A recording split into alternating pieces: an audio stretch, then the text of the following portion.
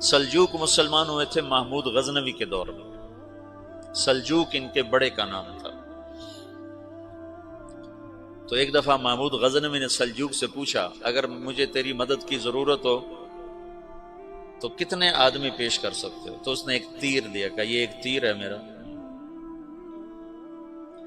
کسی کو یہ تیر بھیج کر میرے علاقے میں بھیج دو تو چند گھنٹوں میں 1,00,000 تلواریں تیرا پہرا دینے کے لیے تیار ہوں، میرے پاس اتنی طاقت ہے۔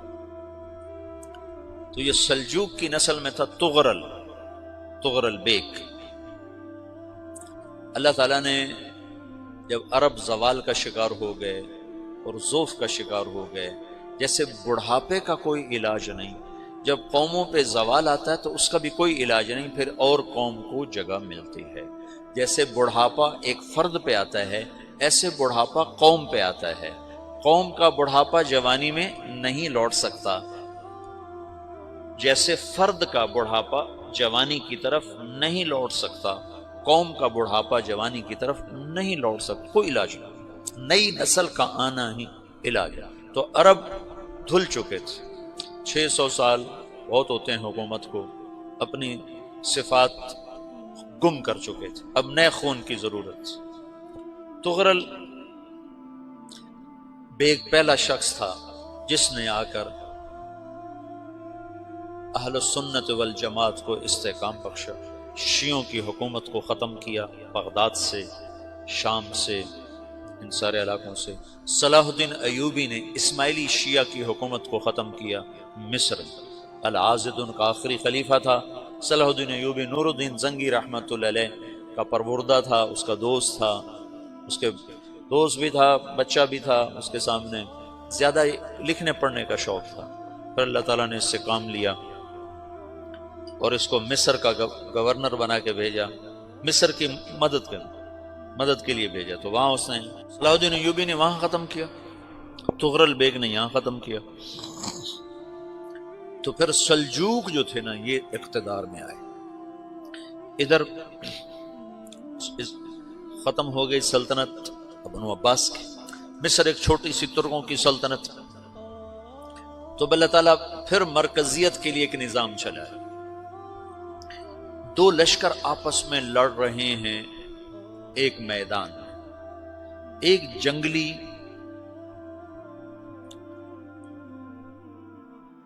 بدوؤں کا قافلہ، جنگل کے لوگ اپنے قبیلے کو لے کر، ایک جنگلی قبیلہ اپنے سردار کے ساتھ نقل مکانی کر رہا ہے ایک جگہ سے دوسری جگہ۔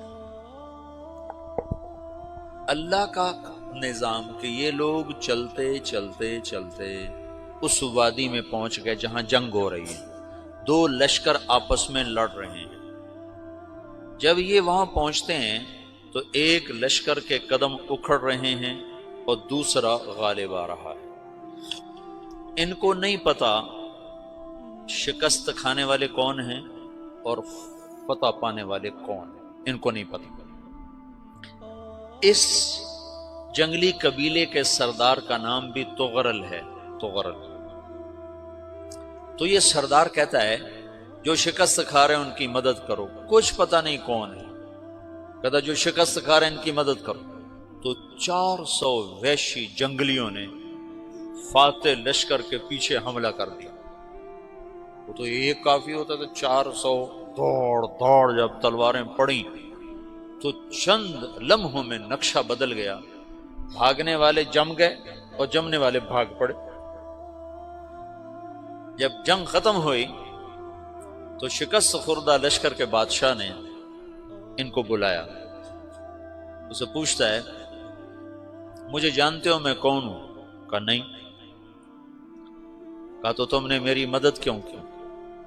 کہا انسانی ہمدردی کی وجہ سے، تمہیں شکست ہو رہی تھی اس لیے تمہاری مدد کی۔ پھر اس نے اپنا تعارف کرایا، میں ہوں سلیمان سلجوقی، ترکی کا بادشاہ۔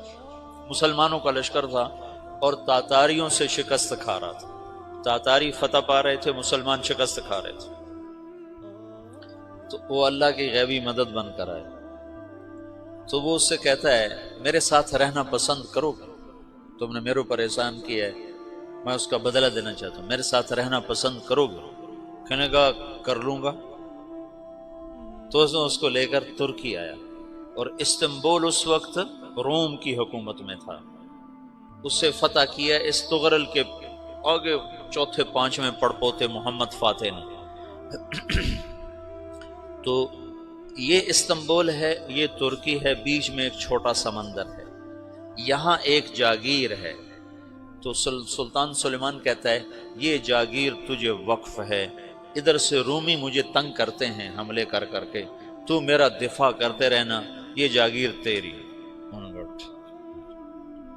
اس جاگیر پہ اس نے اپنے قافلے کو آباد کر دیا، اپنے قبیلے کو، اور ایک چھوٹی سی حکومت بنا لی، جو ایک صوبہ سمجھو، سلمان سلجوقی کا وہ ایک چھوٹا سا صوبہ ہے۔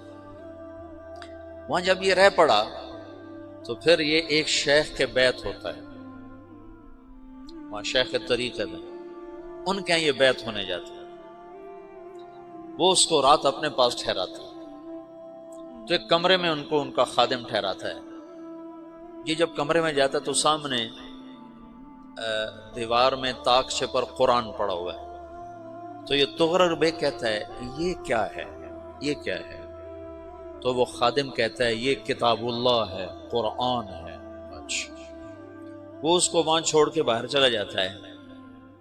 وہ دیہاتی آدمی، جنگل کا رہنے والا، پہلی دفعہ زندگی میں قرآن دیکھا، وہ کہتا ہے یہ قرآن ہے، اللہ کی کتاب ہے، میں اللہ کی کتاب کے سامنے سو جاؤں، کتنی بے ادبی ہے۔ تو اس نے اسے قرآن اٹھایا اور سر پہ رکھ لیا اور کھڑا ہو گیا، ساری رات قرآن سر پہ رکھ کے کھڑا رہا۔ رات کے پچھلے پہر اس کو خواب آیا، کھڑے کھڑے اس نے دیکھا کہ اس کی پشت سے ایک چاند نکلا اور شیخ کی بیٹی کے سینے میں جا کے اتر گیا۔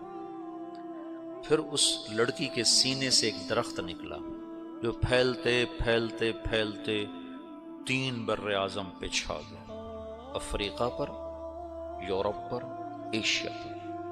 پھر اس کی آنکھ کھل گئی، وہ کھڑا ہوا ہے، تو اس نے صبح یہ خواب اپنے شیخ کو سنایا، تو انہوں نے اپنی بیٹی اس کے نکاح میں دی تھی۔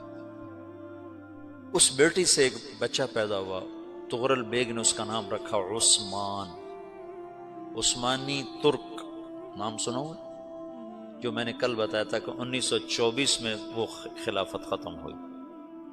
تو ایک بیٹا پیدا ہوا عثمان۔ عثمان نے پھر ایک نئی اسلامی حکومت کی بنیاد رکھی جو 1924 تک